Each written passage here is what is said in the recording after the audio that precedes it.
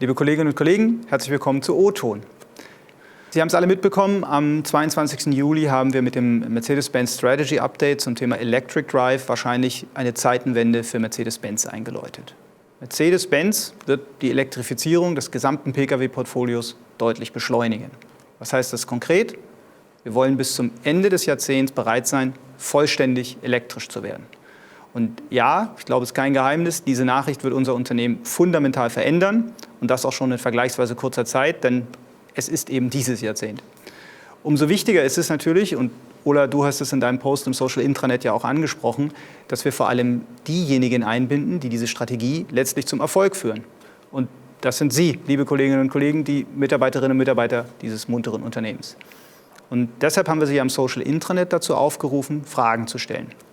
Insgesamt haben den Beitrag in den letzten 24 Stunden knapp 65.000 Kolleginnen und Kollegen gelesen. Das freut uns sehr. Und es gab, das freut uns noch viel mehr, 250 Kommentare dazu. Herzlichen Dank dafür. Und wir freuen uns jetzt darüber, dass wir heute Ola Källenius, Sabine Kohleisen und Markus Schäfer hier zu uns nach Untertürkheim ins Studio bekommen haben, damit die Ihre Fragen auch beantworten und das Thema nochmal für Sie einordnen. Und legen wir los. Die erste Frage, Ola, die geht gleich an dich. Es gab eine Menge Rückmeldungen auf unser Strategie-Update, intern wie extern. Die New York Times hat berichtet, in der FAZ stand was, es war in den Tagesthemen. Grundsätzlich war der Tenor klar. Der Ministerpräsident hat gesagt, es ist die richtige Entscheidung zur richtigen Zeit. Also ich glaube, mit dem Tenor kann man in Summe zufrieden sein. Und auch im Intranet war zumindest unser Eindruck überwiegend positiv. Wie, Ola, bist du denn zufrieden mit der Resonanz? Ja, das ist richtig. Die Beschleunigung unserer Strategie in Sachen Elektromobilität ist sehr gut angekommen. Und es passt in das Narrativ, was wir die letzten 2 Jahre immer wieder kommuniziert haben. Vor 2 Jahren mit Ambition 2039 haben wir gesagt, wir legen jetzt einen Pfad Richtung CO2-Neutralität. Und zwar 10 Jahre vor dem Pariser Abkommen. Dann haben wir im Herbst unsere Strategie vorgestellt mit den 6 Säulen.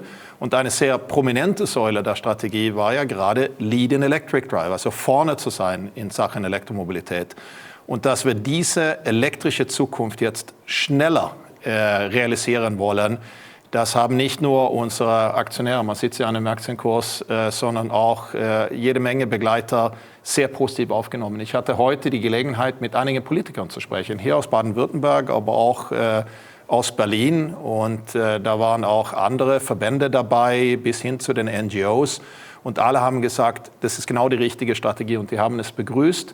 Jetzt geht es aber um die Umsetzung. Ein höherer Aktienkurs ist erstmal, das sind die Vorschusslorbeeren. Jetzt müssen wir aber es umsetzen. Und ich denke, wir sind dafür gut gerüstet. Erster Punkt zum Thema Umsetzen. Markus, Frage an dich. Was ist denn der Status EQS? Ja, es ist ein Tag der guten Nachrichten, nicht nur Aktienkurs, sondern soeben haben wir auch erfahren, dass die Q-Freigabe, und das ist ja die elementar wichtige Voraussetzung für die Verkaufsfreigabe, heute erfolgt ist. So, vielen, vielen Dank an das Team und die vielen, vielen Menschen, die das Wirklichkeit haben werden lassen bis zu diesem Tag. Riesenanspruch, aber da sind wir heute und das Flaggschiff, das elektrische Flaggschiff kann in den Markt gehen. Cool. Okay, dann kommen wir mal zur ersten Frage. Kollege Christian Schweiker fragt, wie sieht es denn aus mit der Entwicklung für die nächste Generation von batterieelektrischen Autos? Jetzt EQS ist schon im Markt, super, aber wie geht es denn weiter? Vielleicht, Ola, kannst du mal was dazu sagen? Was wird das nächste, was dann kommt? Ich hatte ja das Glück, dass ich einige Prototypen und auch jetzt Vorserienautos von dem EQS fahren durfte. Und dann setzt man sich rein und denkt einfach, wow, was kann da überhaupt besser gehen? Aber das ist ja das Tolle mit unseren Ingenieurinnen und Ingenieuren. Die haben immer neue Ideen. Gestern haben wir präsentiert, dass wir alle neue Architekturen bei Mercedes-Benz ab 2025 Electric Only machen werden. So, wir haben viel im Köcher, da passiert einiges in der Batterietechnologie und in allen anderen Dimensionen des Fahrzeugbaus. So, wir können gespannt sein auf eine tolle Mercedes-Zukunft. Okay.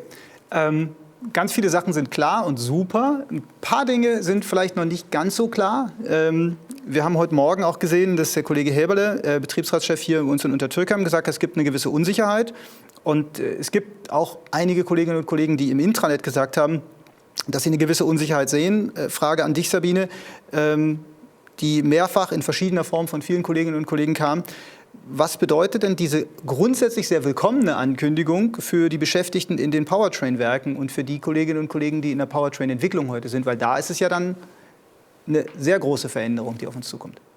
Also zunächst mal habe ich ein großes Maß an Verständnis für diese Unsicherheit und den Wunsch nach Sicherheit, Berechenbarkeit. Aber wir reden über eine Dekade von 21 bis 30 und da wird sehr viel passieren. Was wollen wir tun? Wir haben in unserer HR-Strategie verschiedene Instrumente, um umzubauen, anzubauen, auszubauen und die nutzen wir. Was heißt das? Also alle Instrumente über Nutzen der Altersfluktuation, also der altersbedingten Abgänge, über Altersteilzeit, über Nichtersatzfluktuation oder aber auch einvernehmliche Ausscheidensvereinbarungen oder Beschäftigung an einem anderen Standort. All diese Instrumente werden wir für den Umbau nutzen. Weiterhin werden wir Menschen qualifizieren für neue Beschäftigungsprofile, die entlang dieser Reise entstehen werden. Und da bitte ich einfach um Verständnis, dass vielleicht ein neues Profil, was im Jahr 2025 da sein wird, heute noch nicht in aller Klarheit absehbar ist. Aber ich kann nur versichern, wir werden uns darum kümmern und wir werden da auch noch einen Zahn zulegen. Und die dritte Säule ist dann sozusagen der Ausbau des Neuen. So haben wir ja für MB.OS ein neues Regelwerk geschaffen und werden auch zusätzliche Menschen einstellen. Und da gibt es natürlich auch die Option, dass man in so einen Bereich hinwechseln kann. Und ich glaube, so eine Transformation bedingt auch, dass man durchaus auch Risiken sieht. Und ich würde mir wünschen, dass wir auch die Chancen dieses Wandels sehen und Flexibilität und Eigeninitiative mitbringen. Und dann bin ich ganz zuversichtlich, dass wir als Mercedes-Team das super hinbekommen. Dann kommen wir mal zur Technik, Markus. Ein Thema, unabhängig jetzt von MBSU, das finden wir immer wieder im Intranet. Und ehrlich gesagt, wenn man in ganz, ganz vielen Artikeln, die sich mit dem Thema E-Mobilität irgendwie mal die Kommentarspalten auch außerhalb der Firma liest, kommt es einfach immer wieder. Ich finde es interessant, ich habe den Eindruck, vor allem in Deutschland, die Leute sagen, alles verstanden mit eurem batterieelektrisch, aber warum machen wir nicht E-Fuels? Und hier intern immer wieder auch noch die Frage, warum bleiben wir nicht bei der Brennstoffzelle dabei? Ist das nicht eine Alternative auch im Pkw? Kannst du dazu vielleicht noch mal was sagen? Ja, ich denke, es war ein wichtiger Schritt, dass wir uns gemeinsam als Team entschlossen haben für eine Technologie, die uns in die Zukunft führt. Dass wir uns fokussiert haben und das auch sehr klar gemacht haben gegenüber Politik, gegenüber der Gesellschaft, gegenüber unseren Mitarbeitern. Wir sehr fokussiert unseren Mitteleinsatz und unsere Kapazitäten einsetzen, nämlich hin zu batterieelektrischen Fahrzeugen. Dass eine Brennstoffzelle auch ihren Beitrag leisten kann, sehen wir in den Truck-Kollegen, die die Brennstoffzelle nutzen, in einem neuen Joint Venture, also die Brennstoffzelle für ihren Einsatz für schwere Lkw in die Zukunft führen. Aber wenn wir uns die Kostenstrukturen anschauen von einer Brennstoffzelle, auch die Umwandlung von grünem Strom am Ende in Vortrieb, dann ist am Ende die batterieelektrische Lösung absolut die kosteneffizienteste und auch die energieeffizienteste Lösung. Für den Truck würden ultraschwere Batterien am Ende notwendig sein. Da wiederum hat eine Brennstoffzelle ihren Vorteil. Ja, die Frage nach E-Fuels, die hören wir immer wieder. Die E-Fuels haben aus unserer Sicht eine Bedeutung für den bestehenden Carpark, für die Population der vielen Millionen Fahrzeuge da draußen. Auch die müssen natürlich einen Beitrag zur CO2-Reduktion leisten. Und da können E-Fuels absolut einen Beitrag leisten, aber aus unserer Sicht nur für den bestehenden Carpark. Und für neue Fahrzeuge heißt die einzige Lösung Electric First. Vielleicht noch mal eine Nachfrage. Ich habe das ein paar Mal irgendwie in Artikeln gesehen. Wie ist die Effizienz beim Thema E-Fuel? Also man sieht immer wieder, dass man irgendwie um Faktor 5 oder 4 weiterkommt mit einem elektrischen Auto, mit derselben Menge Strom, die nötig ist, einen Verbrenner mit E-Fuel anzutreiben. Ist das so oder ist das ein Mythos? Ja, genau, das ist die Kalkulation. Natürlich muss ich jetzt grünen Strom erstmal nehmen, nehme CO2 aus der Luft, mache einen sehr, sehr komplizierten Prozess am Ende, der sehr viel Energie verbraucht, bis wir am Ende natürlich Energie umsetzen können von einem E-Fuel in Antrieb. Und wir verlieren dort um den Faktor 5 oder 6 an Effizienz in dieser Umwandlung. Also eine Umwandlung direkt aus grünem Strom, direkt in eine Batterie und dann in Vortrieb, ist mit Abstand die effizienteste Lösung. Anderes Thema, Kompaktfahrzeuge. Auch da gab es ganz viele Fragen von verschiedenen Kollegen. Ich nenne mal Wolfgang Danner als ein Beispiel. Wie sieht es eigentlich künftig mit den Kompakten aus? Passen die noch ins Konzept? Es gab auch andere Kollegen, die die Frage gestellt haben, weil die gesagt haben, okay, Ola, Markus, Sabine, ihr habt tolle Architekturen vorgestellt für große Autos, für Vans und für schnelle Autos aus Falterbach. Was ist mit den Kompakten, Ola? Vielleicht kannst du dazu noch mal was sagen. Da waren wir ja noch schneller unterwegs und wir haben eine Architektur schon in Entwicklung, Electric First Architektur, wo die Elektroautos zuerst kommen. für die zweite Jahreshälfte 2024.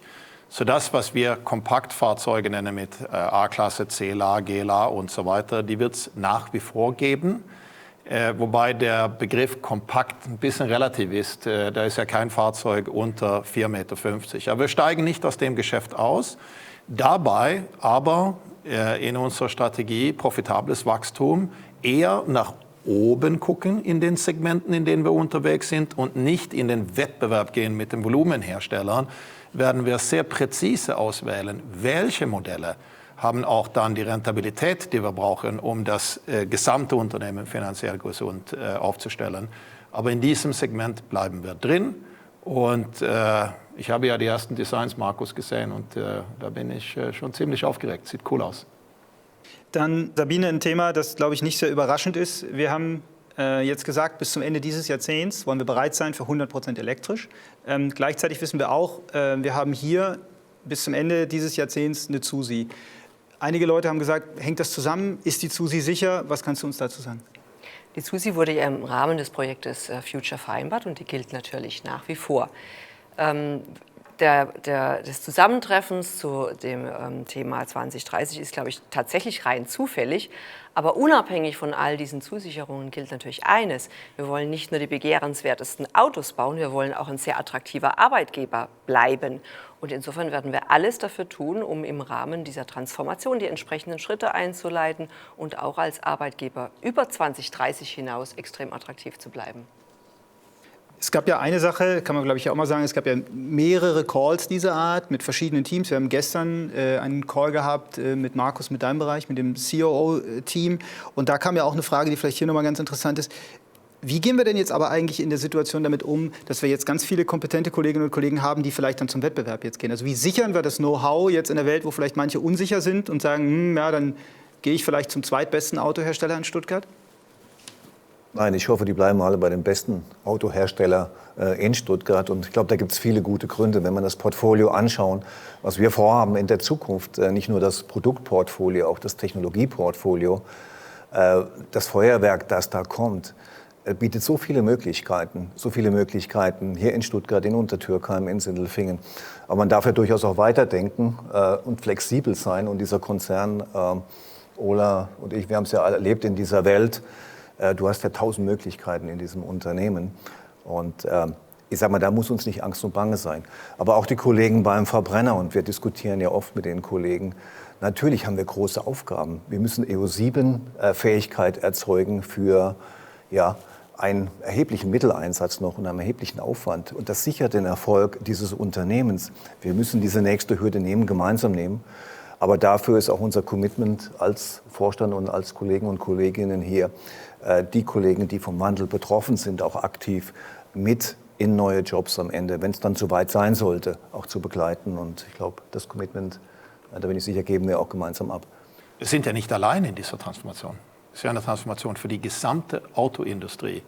Und wenn man weiß, dass fundamental, da kommt eine neue Technologie und auch aufgrund Klimawandel müssen wir die CO2-Belastung reduzieren und auch ultimativ eliminieren. In einer solchen Lage, wo man alles neu denken muss, im Prinzip die Erfindung neu erfinden muss, dann ist Warten selten die beste Strategie. Jetzt haben wir eine sehr progressive Strategie und wir wollen schnell, wir wollen von vorne im Prinzip das Feld her aufrollen. Das ist ein Team, wo ich dabei sein möchte. Im Zuge der Ansage gestern hieß es ja, wir wollen voll elektrisch sein Ende des Jahrzehnts, wo immer die Marktbedingungen das zulassen. Jetzt stellen einige Kollegen, stellvertretend Andreas Kraft, die Frage, was machen wir eigentlich in den Märkten, wo sie es nicht zulassen? Zunächst werden wir alles daran setzen, dass die Voraussetzungen geschaffen werden, dass es klappt. Das haben wir auch gemacht in dem Dialog, was wir mit der Politik führen, sehr stark hier in Europa, Berlin, Brüssel und so weiter, aber nicht nur. Für den aufmerksamen Beobachter in diesem Fit for 55-Plan, der vorgestellt wurde von Ursula von der Leyen und Franz Timmermans, da haben die ziemlich harte Anforderungen auch für die verschiedenen Staaten in Sachen Ladeinfrastrukturaufbau. Das ist eine Idee, die kommt aus der Automobilindustrie. Wir sagen, wir werden unser Teil tun. Die Produkte werden da sein, keine Angst, wir kommen. Aber wir brauchen Ladeinfrastruktur. Natürlich brauchen wir den grünen Strom. Gleichzeitig sind wir realistisch. Nicht jede Region oder jedes Land wird mit der gleichen Geschwindigkeit hier reinlaufen. Wir schneiden nicht künstlich die Hightech-Verbrennerautos, die wir haben, ab. Und mit den Architekturen, die wir haben, jetzt nagelneu MAA 2 und auch auf Basis MMA wird es ja eine Variante geben, Markus, auch mit Verbrenner. So, wir haben im Prinzip ja auch unser Insurance Policy schon da und können den Markt bedienen.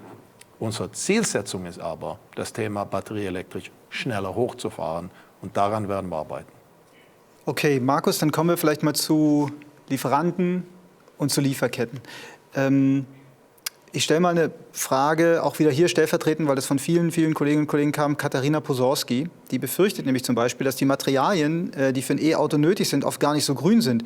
Und wie stellen wir sicher, dass Umweltstandards und auch Menschenrechte in der Lieferkette sichergestellt sind? Ja, in der Tat haben wir nicht nur in unseren eigenen Werken eine hohe Verantwortung, sondern vor allen Dingen in der Lieferkette. Und auch nicht erst, seit es ein Lieferkettengesetz gibt, und das gibt es, das ist Fakt in Deutschland. Und natürlich halten wir uns daran.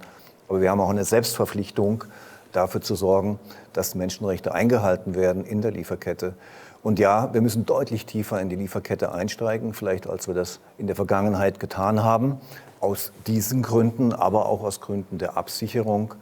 Und wir alle spüren so, dass der große Run auf Batterien jetzt richtig losgeht und wir vielleicht in dem großen Anstieg der S-Kurve sind. Und am Ende müssen wir auch dafür sorgen, natürlich, dass wir genug Material haben. Material, was aus sauberen Quellen kommt. Und da geht es um Umweltstandards natürlich in der Kette. Da geht es um die Einhaltung von CO2-Freiheit, zu der wir uns und unsere Lieferanten committed haben. Natürlich Menschenrechte. Insofern stocken wir unsere Kapazitäten im Einkauf auf, arbeiten mit Partnerschaften, die Minen zertifizieren und Abläufe zertifizieren. Und das ist eine große Aufgabe, der wir uns stellen müssen, Versorgungssicherheit zu schaffen, aber auch am Ende, alle Standards einzuhalten. Zum Stichwort große Aufgabe. Ola, Frage an dich, kam auch von vielen Ecken. Wann ist denn der Zeitpunkt erreicht, an dem wir mit einem Elektroauto genauso viel gutes Geld verdienen, wie wir es heute mit einem Fahrzeug mit Verbrennungsmotor haben? Wir haben bei den Elektroautos vor allem eine große Herausforderung. Und das sind die Kosten für den Antrieb. Also die variablen Kosten für ein Elektroauto heute sind höher als das, was wir gewohnt sind bei den Verbrennern. Über Skalierung, über Innovation, neue Technologien und so weiter werden wir über die Jahre die Kosten senken. Aber auf absehbare Zeit bleibt da schon eine Lücke. Also müssen wir das Gesamtgeschäftssystem Mercedes-Benz neu justieren, dass wir die notwendige Profitabilität aufrechterhalten können, um die Investitionen für die Zukunft investieren zu können. Also arbeiten wir ja neben den variablen Kosten beim Produkt auch an unserer Fixkostenstrukturen. Wir gucken uns den Mitteleinsatz an. Wir haben ja die Hoffnung, dass die Komplexität, die wir heute haben, quasi alles von allem, dass nachher mit dann Electric Only und weniger Architekturen, dass wir weniger Komplexität haben und somit auch den Mitteleinsatz bei Beibehaltung vom hohen Innovationstempo senken können. Wir machen uns auch Hoffnungen im digitalen Bereich. Also das Auto wird so eine Art Abonnement, dass man auch digitale Dienstleistungen über das Auto verkaufen kann. Vielleicht Assistenzsysteme schaltet man dann frei, wie eine App runterladen. Und vielleicht passiert auch was auf der Preisseite, aber da darf man sich nicht darauf verlassen, dass plötzlich einfach die Kunden sagen, okay, die Autos sind ein bisschen teurer, jetzt zahlen wir einfach mehr. So, es ist neben dieser technischen Leistung oder die Produktion umbauen und so weiter eine enorme Aufgabe, dieses mit gesunder Rentabilität hinzukriegen.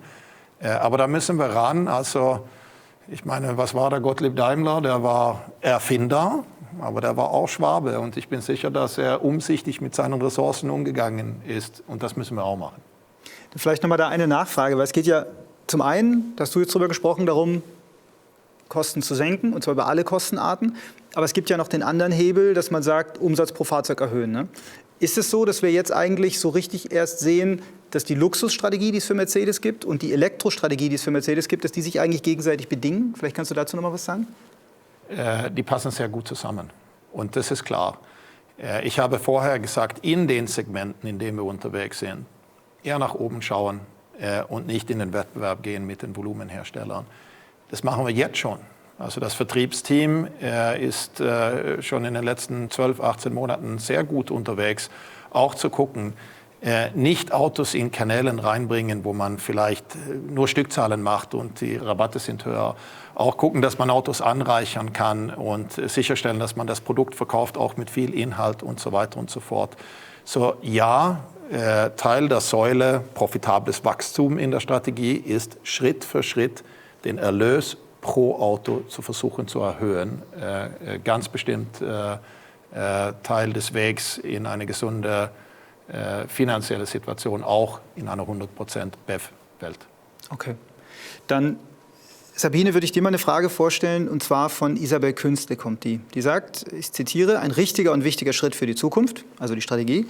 Aber wie passt das zusammen mit dem starken Personalabbau in den Teams, die sich ja schon heute stark bzw. fast ausschließlich mit Batteriezelle oder Batteriekomponenten beschäftigt? Wie passt das zusammen? Also zunächst mal ist ja der Personalabbau ein Programm, das doppelte Freiwilligkeit vorsieht. Ja? Und da würde ich einfach den Ball an unsere Führungskräfte zurückspielen, die natürlich in sehr intensiven Dialog mit dem Mitarbeiter schauen, wo müssen wir eine Kompetenz auf- oder umbauen und wo gilt es, eine abzubauen. Also insofern ist es sozusagen von Fall zu Fall unterschiedlich. Es ist gar nicht möglich, da eine generelle Aussage zu machen. Aber prinzipiell ist es so, dass wir natürlich immer drauf schauen und da gibt es manchmal auch Stimmen, die nicht so ganz glücklich sind, wenn wir jemanden nicht verlieren, dass wir auch ein Veto einlegen, auch wenn der uns verlassen möchte. Dann würde ich mal mit einer Frage weitermachen, eher eine Marketingfrage. Hans-Peter Rötting, der fragt, ist sehr nachvollziehbar, ist bereits absehbar, ob und wie die beschleunigte Umstellung auf vollelektrische Fahrzeuge eigentlich eine Auswirkung auf die Submarke EQ haben wird? Weil ist ja dann perspektivisch schwierig, oder? EQ steht für Electric Intelligence und in dieser ersten Phase vom Hochlauf der Elektromobilität, auch besonders wenn neue Player in den Markt kommen und so weiter, dass man das Thema Elektromobilität hervorhebt und auch das Produkt ein zusätzliches Profil gibt, ich glaube, ist genau richtig. Was machen wir in 2030, wenn wir vielleicht dann bei 100% elektrisch sind? Weiß ich noch nicht. Das werden wir sehen. Aber eins bleibt, der Stern und dass die Mastermarke von unserem Unternehmen Mercedes-Benz ist. Eine Frage, über die wir wahrscheinlich eine Stunde reden könnten, Markus, mit dem Versuch, es knapper zu erklären. Das stellvertretend mal hier gestellt von Felix Radek, der wissen möchte, wie tief steigen wir jetzt eigentlich in die Zellfertigung konkret ein? Das ist ja ein Schwenk. Wir haben jetzt eine Weile als Unternehmen gesagt, das ist eine Commodity, das brauchen wir vielleicht nicht so tief drin, da gehen wir jetzt einen anderen Weg. Was genau ist da unser Weg? Naja, wir haben eine reichhaltige Geschichte, wenn wir in der Vergangenheit zurückschauen. Wir haben eigene Zellen gebaut vor vielen Jahren, haben eine Menge Erfahrung damals gesammelt. Das war lehrreich, hat ein bisschen was gekostet, damals auch. Aber es war auch eine Investition in die Zukunft. Wir haben dann umgeschwenkt, am Ende festgestellt, dass eine Zelle, besonders in diesen Zeiten dieses Hochlaufs und dieses Wettkampfs um Ressourcen und Kapazitäten, am Ende ein entscheidendes Gut ist, das wir selbst mitbeherrschen müssen. Und das ist kein austarierter Markt, in dem wir bequem einkaufen können, mitnichten. Und da es elementarst wichtig ist, einmal für die Performance unserer Fahrzeuge natürlich, über die Chemie, aber auch im Sinne Verfügbarkeit, glaube ich, tun wir gut daran, dass wir uns intensiv in Partnerschaften um die Zelle und auch Zellfabriken am Ende kümmern. Ein Schritt ist ja in Untertürkheim in ein Zelltechnikum zu investieren. Über 400 Millionen Euro werden hier investiert, um am Ende an den Rezepten zu arbeiten und an den Technologien der Zukunft. Auf der anderen Seite haben wir gestern auch gesagt, wir werden uns sehr viel intensiver noch mit Partnerschaften, die wir schon eingegangen sind, bei dem Aufbau von Zellfabriken global, und von denen haben wir 8 gestern committed, ganz viel tiefer engagieren. Ja. Okay, vielleicht nochmal Nachfrage, wenn wir gerade bei dem Thema sind, tieferes Engagement. Wir haben ja als Unternehmen jetzt im Kontext von dem Strategy Update auch darüber gesprochen, dass wir in Großbritannien eine Firma übernehmen, die heißt YASA, die machen E-Motoren. Warum passen die gut zu uns? Wie ergänzen die das, was wir heute schon in-house machen? Wir sehen den E-Motor als eine klare Differenzierung und wir lernen dort auch mehr, muss man ganz offen sagen. Der E-Motor ist keine Commodity. Und ich sage mal, die Unterschiede zwischen einer Radialmaschine, einer Axialmaschine in Summe in Performance, in Effizienz, auch in Kosten, in Packaging, das ist so vielfältig, dieses Feld der Technologie dort. Da können wir uns differenzieren in unserem Angebot. Wir brauchen ein Angebot für die Mercedes-Fahrzeuge. Wir brauchen ein Angebot natürlich für die AMG-Fahrzeuge, wo wir absolut unseren USP zeigen können. Und ich sage mal, mit der Aufstellung, einen eigenen E-Motor unter anderem hier in Untertürkheim zu haben, unseren EATS 2.0 in der Zukunft und diese YASA-Maschine eher für die Anwendung bei AMG, ist eine perfekte Ergänzung und ein tolles Portfolio für den Antrieb. Okay, dann würde ich sagen, machen wir die letzte Frage. Ola, die stelle ich mal an dich. Die kommt von einem Kollegen von Mercedes-Benz Kanada, der gefragt hat, warum ist genau jetzt eigentlich der richtige Zeitpunkt für die Beschleunigung und was macht uns so optimistisch, dass wir diese Beschleunigung erfolgreich hinkriegen? Wir haben am Anfang von dieser Diskussion über den EQS gesprochen und ich habe das Glück, dass ich eine S-Klasse fahren darf. Und jetzt fahre ich S-Klasse, wirklich das beste Auto der Welt, in allen Dimensionen, da fehlt nichts. Und dann fährt man ein EQS.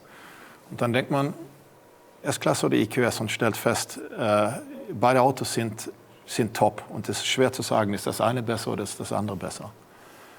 Und das ist immer noch in den Anfängen von der Elektromobilität. Wenn man sich vorstellt, wie sieht dann ein EQS in 10 Jahren aus? Ich meine, das wird der Hammer.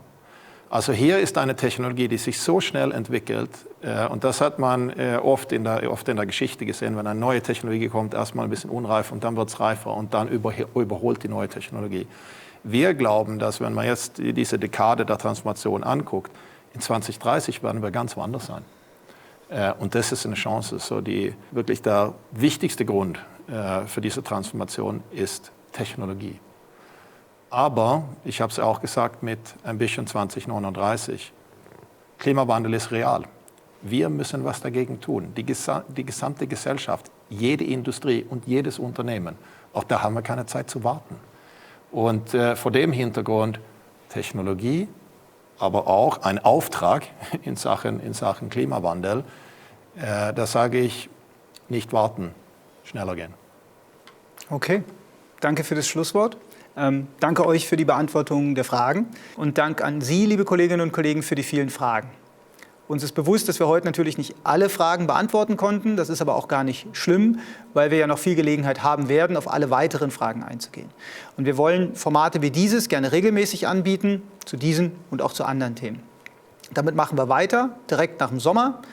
Aber jetzt erstmal wünsche ich Ihnen allen einen schönen Sommer. Hoffentlich beginnt noch einer. Und wenn Sie ein bisschen Urlaub haben, dann sei der Ihnen sehr gegönnt. Ich wünsche Ihnen erholsame Tage und freue mich auf ein Wiedersehen. Vielen Dank.